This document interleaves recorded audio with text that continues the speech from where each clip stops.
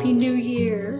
This feels like a second or third New Year's entry for me because I also feel a very New Year's energy or start to the new year on the winter solstice. At that point, the sun is at 0 degrees Capricorn for all you astrology buffs out there. And it is when the sun here in the northern hemisphere is at the lowest point or the furthest point in the southern sky. I have really had a sense of that movement that the sun makes over the course of a year, living out here where I am in the mountains and forest of Virginia. I have this beautiful, vast expanse of land that is particularly vast in the wintertime when the leaves drop from the trees. I can see the mountains in the west. And this really gives me that feeling of being able to stretch out in all directions and keep my eye on the sky and the movements of the stars, the sun, the moon. It feels really grounding. Winter solstice is, for me, that time when I begin again. And for me, beginning again does not feel like hitting the ground running like we are so conditioned to do in the Western culture, but it feels more like a soft easing into.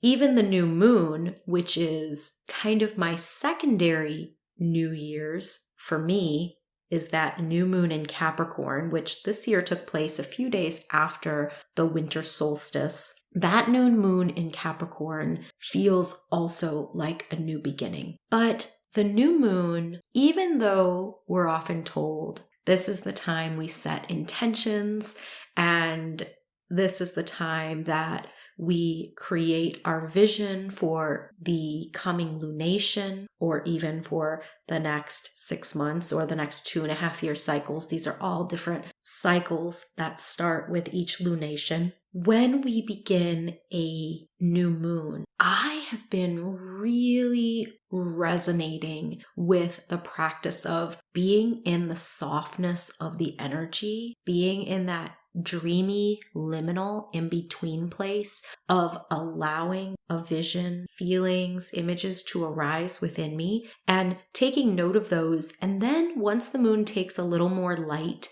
during its waxing period, usually around the crescent, maybe up until the first quarter, that's when I start to solidify a little more intentionality and get clearer on my intention. So this same pattern seems to hold true for me if I'm really following my natural rhythms for the new year. And as I said, for me, that new year is winter solstice. It's also the new moon in Capricorn. And during these time periods, I'm not necessarily ready to hit the ground running, but rather I am deep in a place of high creativity and dreaming into what wants to come forth. And usually what that looks like is not a clarified plan or strategy for the next 6 months, but rather ideas starting to crackle and pop. And depending on the year and the energy, the last couple ones, the end of 21 and the end of 20, I don't know about you, but they have been doozies for me. I have ended the year exhausted and just done. This year was a lot different. Even though I went through a period of struggle personally and professionally in the fall of this past year, 2022, by the time I got to mid-December, I had actually healed and resolved and transformed and transmuted a lot of those energies that I was moving through. And I actually arrived at the winter solstice completely rested and feeling quiet, but also alert, active. It reminded me of a state of meditation where you're alert, you're awake, you're very present, but you're really in this deep place of peace and inner stillness. That was me. And my holidays this year were really quiet, really peaceful. It was just Curtis and me for both the Christmas and also for New Year's Eve. And it was lovely. It was really, really different than how I have normally celebrated the holidays or been. So I am wanting to begin this podcast new year with a little bit of a different schedule and frequency that I am going to try out. I am not quote unquote committing to anything hardcore. It's more of an experiment to see how I go and how it goes. So here's what I'm going to play with. And this sort of ties into all of the energy that I was just sharing with you. Is I'm kind of giving you a little peek into my own internal rhythm and world, and just sharing where I'm at, which is feeling all of this creative energy bubbling within me, feeling these ideas popping and crackling, and also not necessarily having total solidification or clarity on, yes, this is definitely the way. Sometimes for me, the best way to figure out if this is the way is for me to just try it. And that's often what I do. I use the actual physical real world as my litmus test. So that is what I'm doing, and I'm letting you in and sharing with you how I'm kind of feeling into this. So this is kind of a combination between me feeling this inspiration of wanting to share a little bit more regularly and frequently with you. I am really enjoying the podcast. It is, out of all the mediums of expression that I have played with in the past, video and blogs and just all the different ways that I've experimented with sharing, this is by far my fave. Definitely, you may want to make sure you're also subscribed to my YouTube channel, because every now and then I'll come out with something there. And I don't always announce it in all the different places. So this podcast is and has been my most favorite form of expression.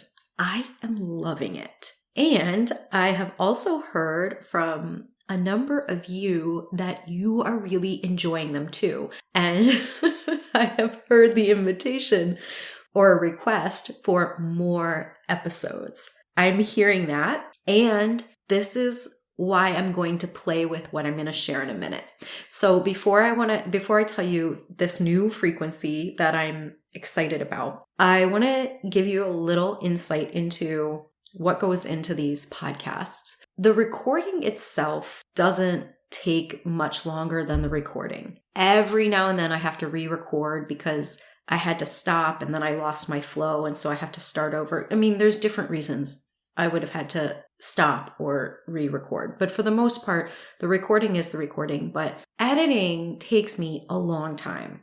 So sometimes a podcast from start to finish, start when I hit the record button to finish when it's available for you, can take hours, 6, 7, 8 hours. So it's a long time, a lot of work. And so that's what's kind of tripped me up in the past of doing some more of these. However, moving forward, I am playing with something. I'm going to try editing less. So I'll still spruce up the sound for you and throw some music on. But what I'm not going to do is, I don't rearrange, but I usually remove any pieces that I feel I've either gone off on a little bit of a tangent or maybe was already said in a different way. All of these things I am just going to let go of and see how it goes. So you may get a little bit more of me unfiltered. That's what's going to allow me to hopefully create a little bit more frequently. And here's the frequency that I'm going to play with starting out. I would like to try to publish 2 podcast episodes every month. That may or may not change if I go on a trip or pilgrimage or something of that nature that may take me away from doing these for a period of time. But for the most part, I would like to do that. And my intention is going to be to play with doing them in the waxing part of the moon. So maybe one coming out sometime around the crescent moon and then one around the full moon. Okay, so this is where I let you into a little peek inside my inner world and the inner landscape of Diamira and the world that I engage within. So I am standing on this threshold that many of us are standing on, in between one year and another, and also in between one energy that is very different from the energy that we are all about to step into.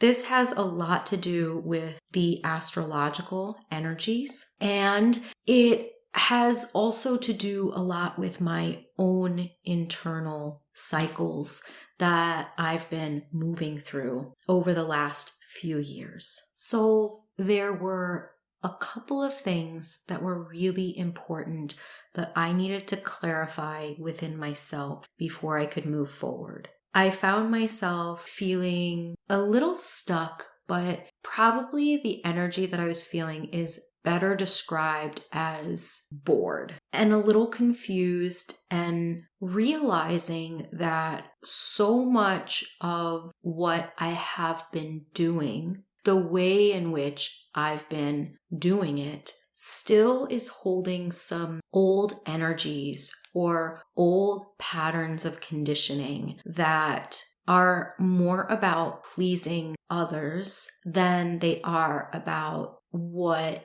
really brings me joy, excitement, and I feel passionate about. Truth be told, a lot of people undergo this challenge, especially in the world of business. Any of you have businesses, then you probably know that we're taught in business that we need to create products and services that are what our customers and clients want, and that we need to tailor and shape our products and services around what they want and their needs and their quote unquote problems or desires or wants, or all of that which we create and share needs to be based on the wants, needs, and desires of others. And that has never felt aligned for me. And yet, as much as I rebelled against it, I still found myself going along with it. And even though I completely stripped and cleared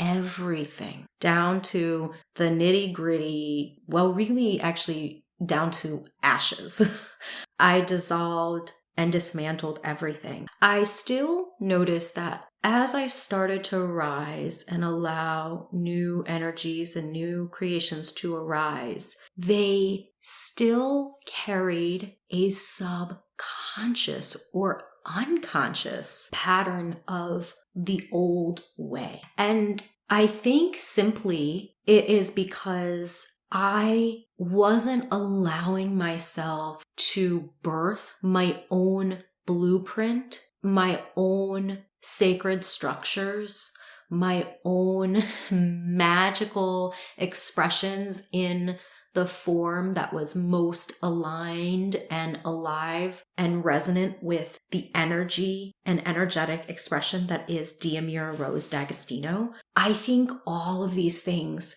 probably played into it. It was so subconscious in that I thought that I was expressing me it seemed like me and there was me, but there were still places where I was expressing in an old paradigm.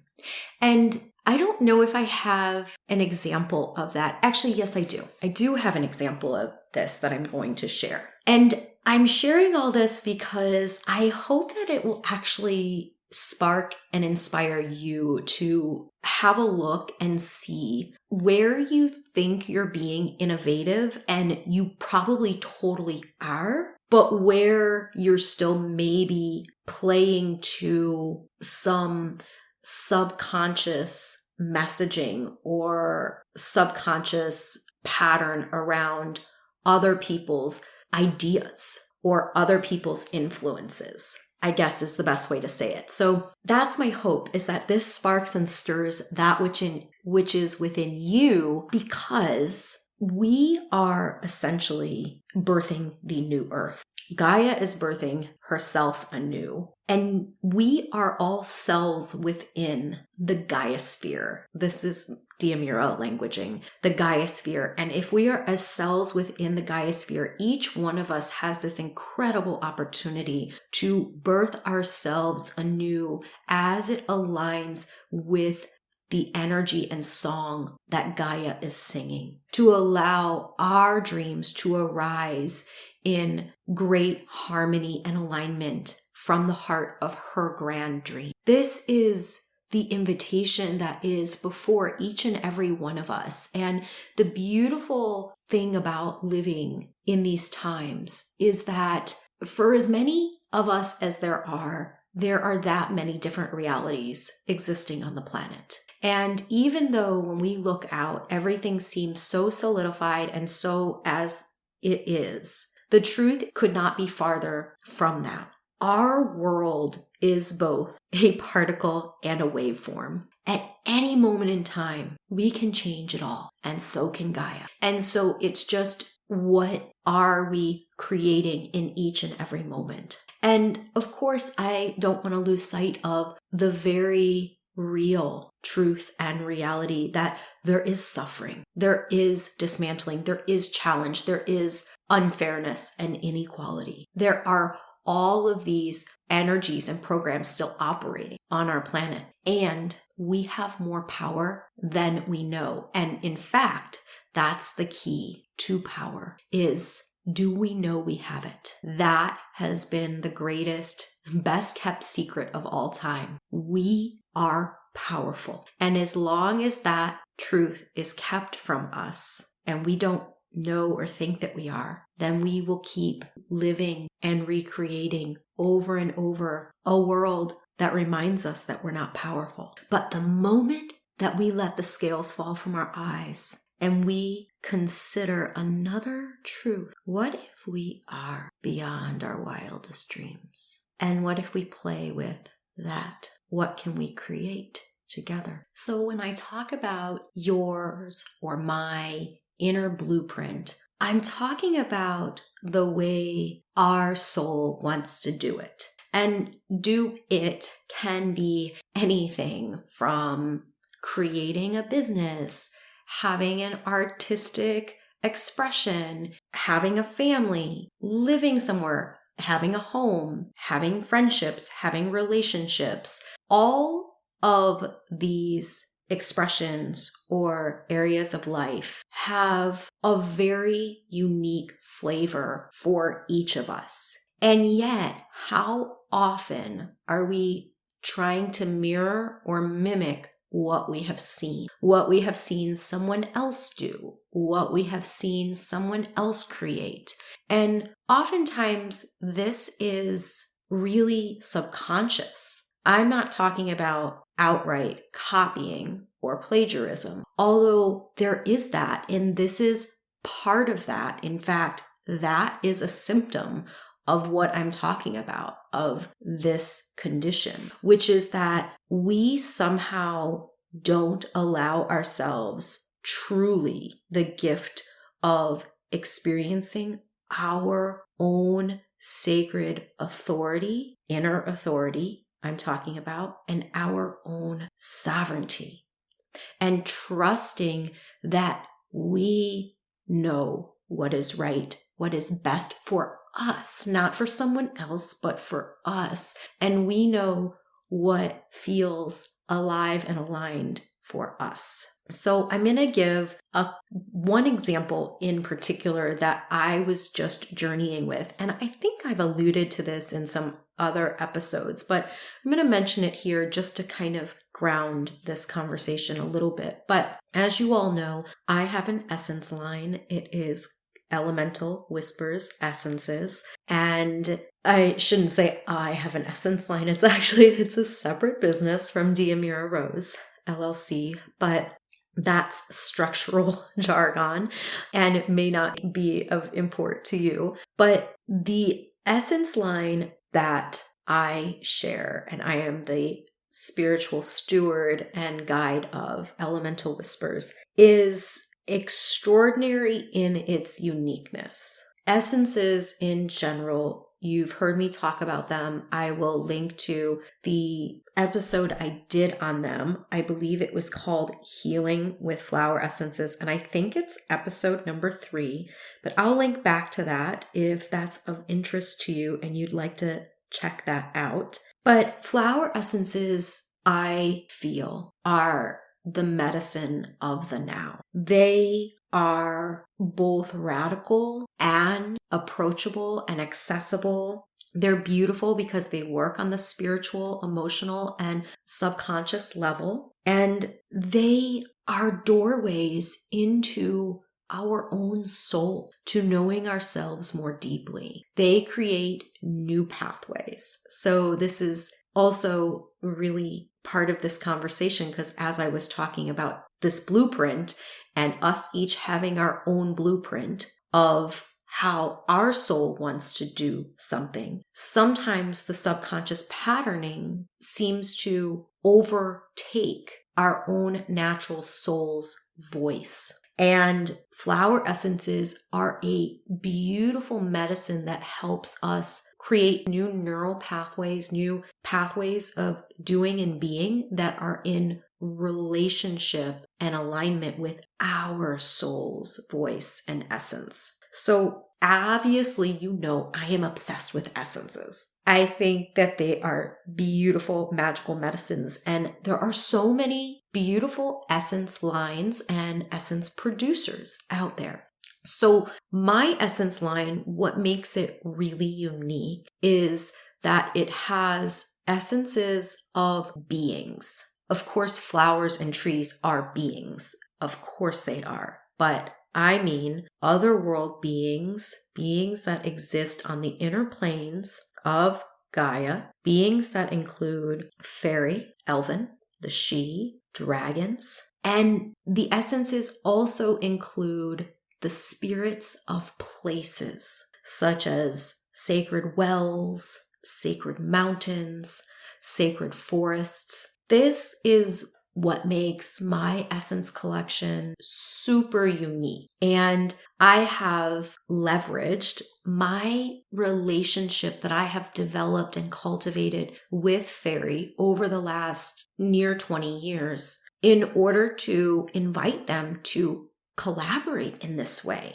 And the ones that are excited and said yes became part of this collection. And that is really unique. So people that are desiring to open into a relationship with fairy that don't know where to start have this opportunity to do so by working with these essences. How simple and easeful is that? The other beautiful way that these essences support humans is that they also bless with the fairy energy or fairy gifts, the gifts that the fairy realm offer to humanity, which are many. And I don't necessarily mean gifts of a physical nature, but I'm talking about the gift of what comes forward in a relationship with these beings.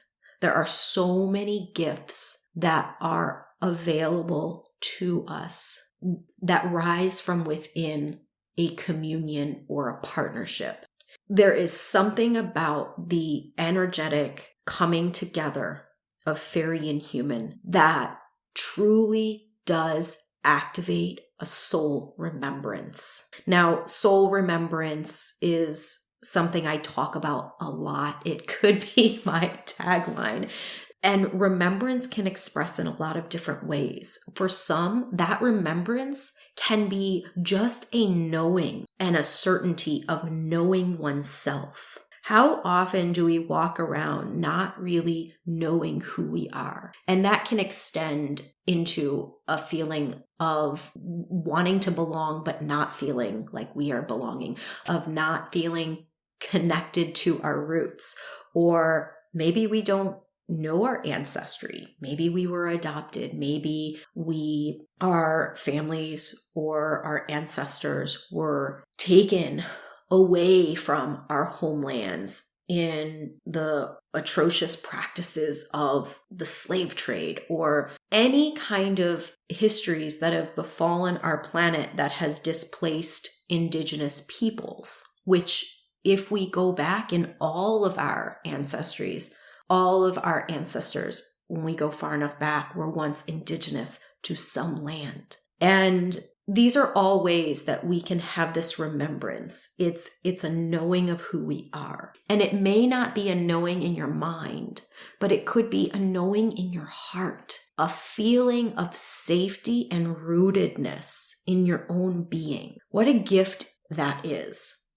And there's something about the communion between fairy and human that activates that or opens that doorway within us. And then, of course, we each have to choose to walk through it or not. So that's one way that remembrance can express itself. But the other way that remembrance can express itself is even more specifically, we can have remembrance of who we are at a soul level. And I'm talking about perhaps connected to past life energies, if not actual incarnational memories, which may or may not be important to your soul's growth and expression at this time, as cool as it might be, past lives. And I have found that before I had an understanding of past lives and I had experienced past life recollection, I always thought it was cool. Well, I wonder what I was or how my past lives were. But what I found out along the way is past lives are not something you want to go rooting around and digging up. The only reason that for me that I have found has been most helpful to go into a past life to recollect or even go into the energy, maybe not the story, is because something is affecting me in the present. And so I have to go back to go forward.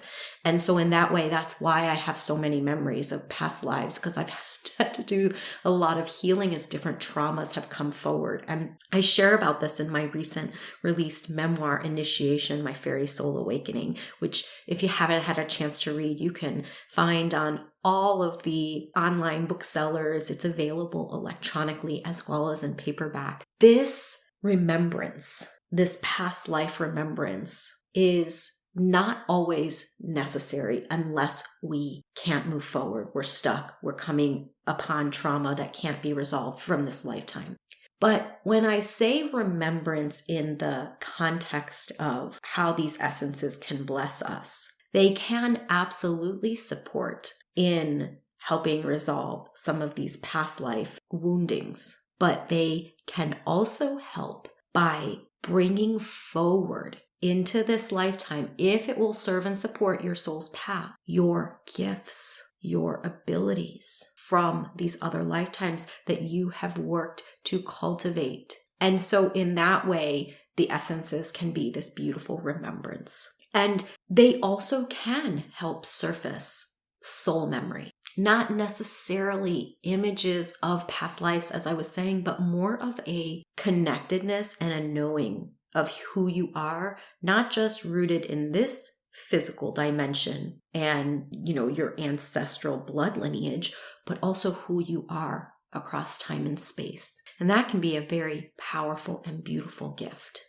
So these are all ways that working with these fairy essences, these essences of these different beings of fairy, of she, of elven, can serve and support us. So this is very unique. I don't really know anybody else who is sharing or producing essences that are the energetic configuration or medicine song bestowed by this realm. So this was totally innovative and totally aligned with my soul. And so the sneaky part of the blind spot that I didn't realize that was in my periphery, but was veiled from my sight and my awareness for a time, was that I was still sharing these essences in a way that was very traditional and conventional. And that means that they were being shared as a regular product line. It was just very standard. If you go to other essence sites, it's a very similar way of sharing the essences.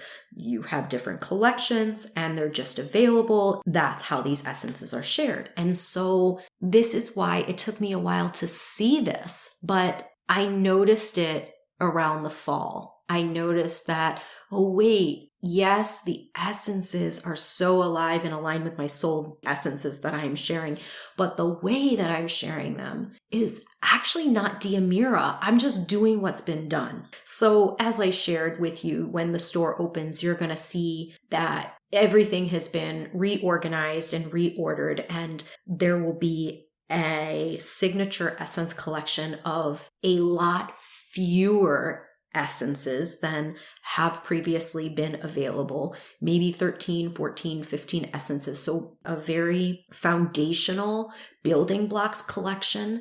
That's the purpose of this. And also then there will be periods of time, periods of activation, of global portals that we're all experiencing, or different seasons that certain other essences will unfold and rise from the mists of New Avalon into the Elemental Whispers essence collection for a period of time, and then they will return to the mists and the veil will close again. So that's how these want to express. So I'm giving you this as one example of a way for me personally that I was still following what I had seen. I was being influenced. My blueprint, the way that I was sharing a creation of mine, was still being influenced by what I'd seen in the past, what had been done. And I didn't even realize I was doing it until it just something started not feeling right within me. This is an example. So I hope that gives you enough to be able to explore on your own where within you is that place of your own blueprint wanting to arise and being in conflict or contradicting the societal blueprint or the structure or process or way that everyone else is doing something. Super important for this time and what is now. So now you've heard the essence story, but there was a further getting clear with myself and getting honest with myself. And I hope that's going to come through in future episodes and in this podcast in general. But there were two things. One is that I realized I have still been hiding. This is another example of a sneaky blind spot. On paper, I could make every argument in the world that I have not been hiding. So I'm going to tell you those in a moment. But before I forget, why am I talking about hiding? Because what I have seen is that hiding is a common condition that I have witnessed with clients, students, people in my world who are either of a magical lineage, of faery, connected in some way by soul or by blood to the magical people, the wisdom keepers of this planet. There can be a number of different reasons for this hiding, but the two main root causes that I've come across is number one, fear of persecution. we have cellular memory, whether it is from past lives or ancestral memory of being persecuted and possibly exiled, possibly killed for our wisdom, for our gifts, for what we were sharing. And so that is still very present and usually needs to be cleared at some point as we stand forth to share our magic with the world. The other reason, however, that I have recently done a huge healing journey and reconciliation around for myself personally over the last year or year and a half is the fear of that which we are sharing being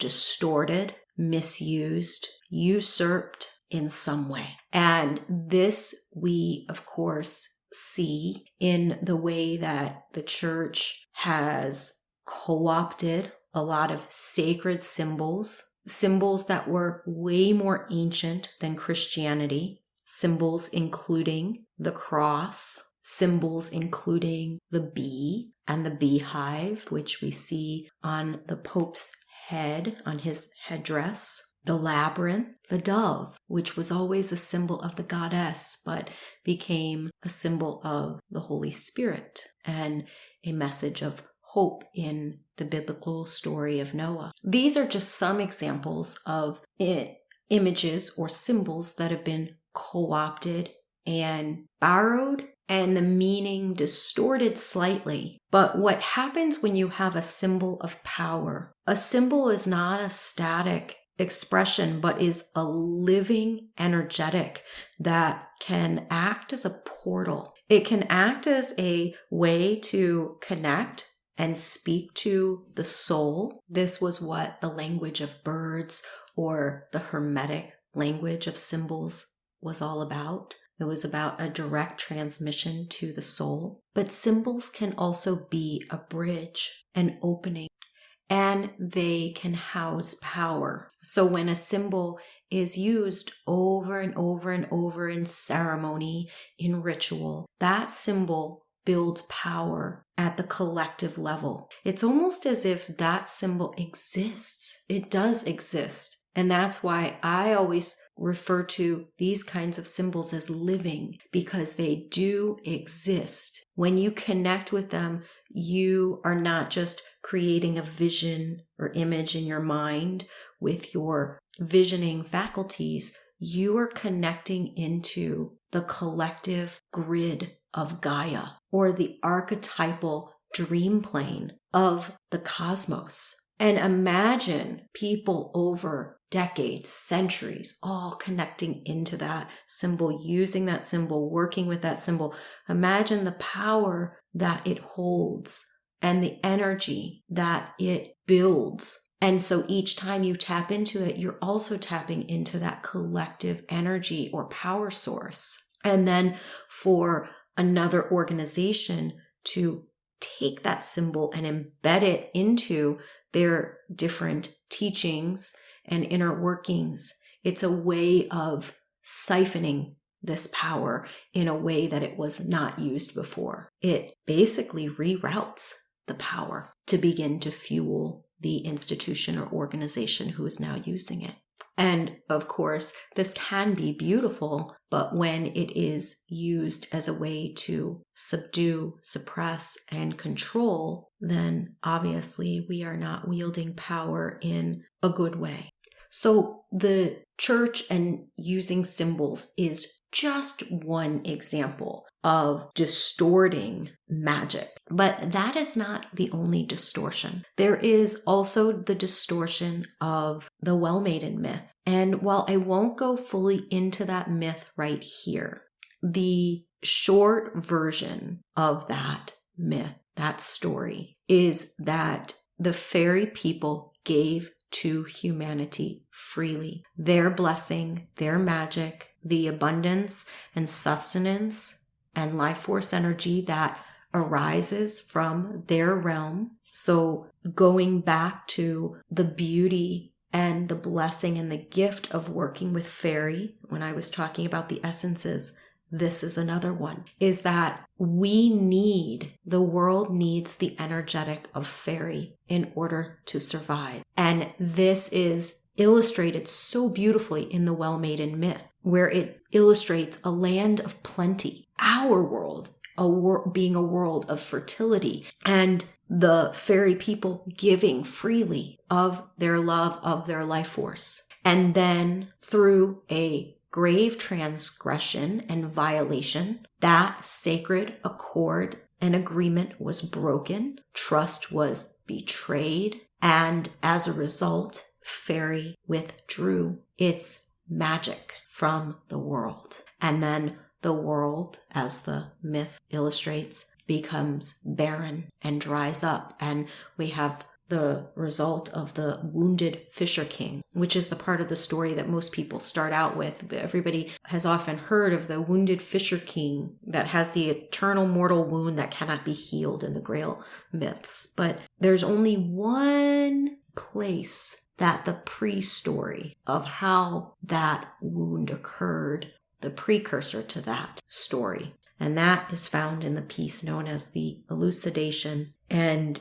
it is the story of the Well-Maidens. So that is what I will say about that. And the Well-Maidens is a great example of faery magic being shared, and then a betrayal of trust, and then a withdrawal of that magic. And so this is the other reason that I have often seen magical people that are connected to faery hiding, is because they are inadvertently, subconsciously still perpetuating the pattern of having withdrawn their magic from the world because they don't trust that which they share will be honored. So this is what I personally became aware of this last year, is that I had to clear a layer of this within myself.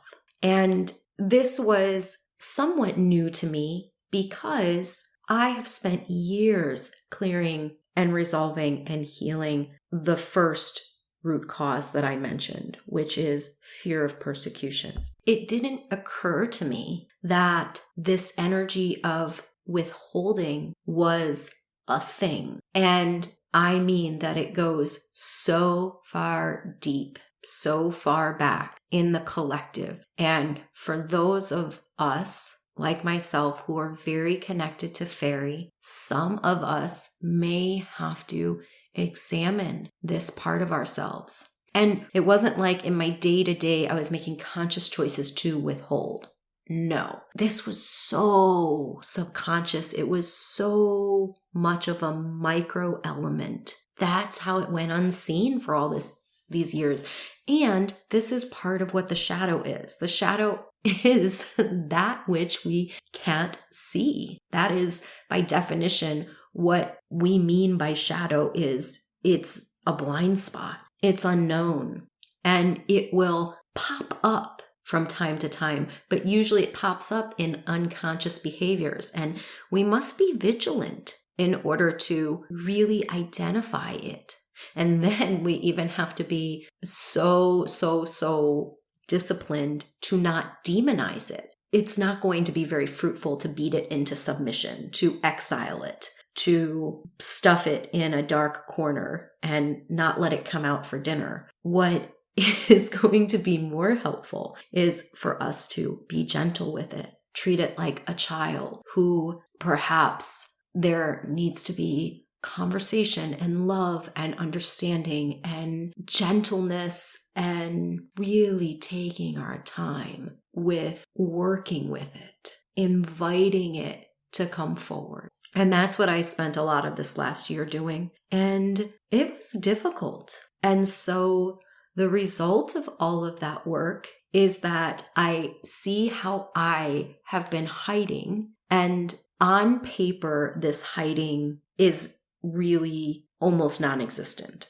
On paper, it would look to most people as if I were not hiding, myself included. I have no shortage of content, not just these podcasts, but a YouTube channel where I'm on video.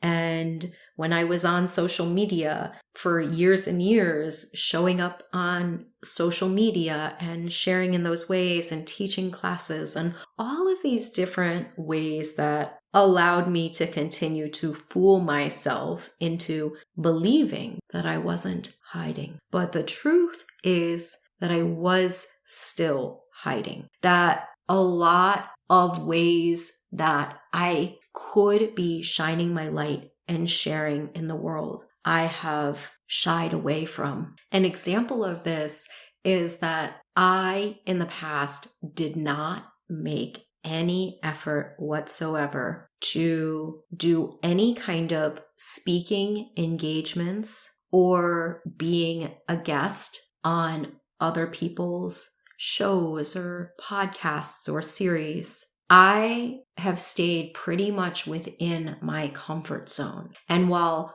doing videos on a YouTube channel might not be in your comfort zone or somebody else's comfort zone, it's very much in my comfort zone. Not to mention, I know that YouTube is not sharing my video with millions of people. And as much as I've railed against algorithms in the past, maybe a part of my subconscious felt safe. Maybe the little girl within me that was afraid of really being seen because people might judge her, or because some part of me was still not trusting sharing some of what I am to a greater audience. Whatever that was, I feel that subconsciously, and I'm self-disclosing this very honestly in real time as I'm musing about it myself right now with you all, is that I feel that somehow knowing that the algorithms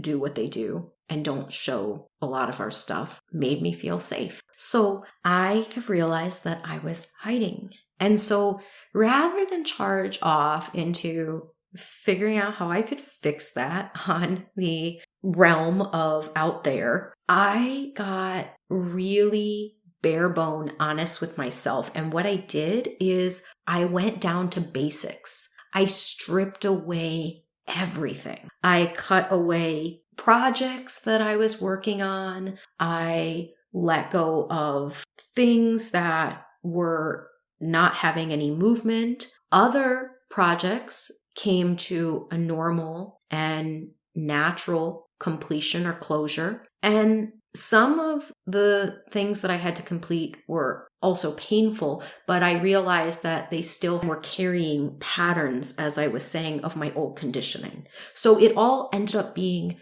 difficult, but perfect. There was something very satisfying about going down to bare basics. And I'm going to tell you what my bare basics were and are in a moment. But there was something so peaceful and so nervous system supportive to letting go of everything, not having to worry about this project, not having to worry about that program, just going down to bare basics. And what my bare basics was the ancient etheric forest and the heart of New Avalon.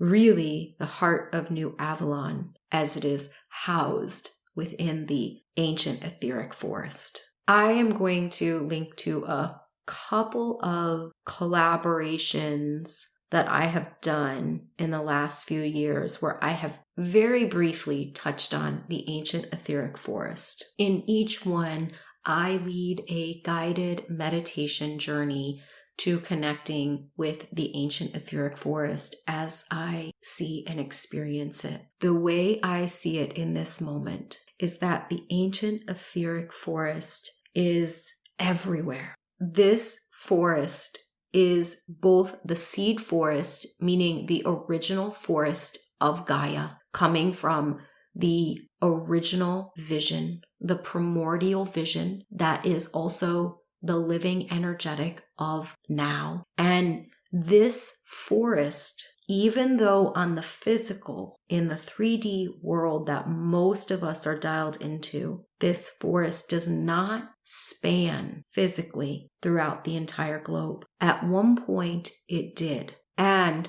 that time period, there is an energetic from there that was imprinted in all of our DNA about the forest being our essential nature, about us being part of the forest and the forest part of us. It doesn't matter if you live in a desert or a city. The etheric imprint of this forest that I am talking about lives within your heart, within my heart. A seed code for it lives within you, and its etheric imprint still exists across and within the web of weird. WYRD, the web of weird is that web of life. That is the interdimensional holographic realm of the Nornir, the three fates who weave and spin the web of destiny. This is part of the energetic holographic dream that lives in the sacred roots of the world tree, that every living tree and blade of grass and swath of moss and ancient rock is still plugged into. Our living world is woven into and through the ancient etheric forest. And the ancient etheric forest is living and woven and threaded through our world, whether we can see it with our physical eyes or not. And New Avalon has arisen from a dream seed that was planted in the heart of the ancient etheric forest. This is a dream seed that has risen and is completely alive and aligned with Gaia's dream, with the new earth energetic. And so this was my truth. This was my stripped down, bare bone truth. If nothing else, none of my other expressions held water or weight, or I didn't know where I stood with any of them. I knew that this was true and alive within me. It is my soul. My soul is nestled within the holy heart of the ancient etheric forest. And I'm sharing this with you, this imagery that I hope you're feeling in this transmission, because this is a safe place and a place of rejuvenation and reconnection for all of us. It is available no matter where you live on the planet. It is available to all. And I hope at some point to be sharing more and possibly even sharing a sacred offering and a holy container in which we connect into the heart of the ancient etheric forest together, and we learn how to weave and work from within it. So this was my truth that I came to. This and the energetic, the story, the mythic reality that is arising from New Avalon. And then from that, I am just continuing to ask myself, what is alive for me? What inspires me? What do I feel so passionate about? And I'm letting go of steps and tools and all of that stuff. Of course, I am still using tools and I'm still using some form of tangible roadmap when it comes forth from me. But what I mean is that I am really letting go of any old structures that were based on other people's ways of doing. And I am challenging myself this year to completely check myself at the front door for each and every creation, sharing, project, creative inspiration that I'm doing to see, am I doing this for someone else? Am I doing it because it's what I think somebody may want or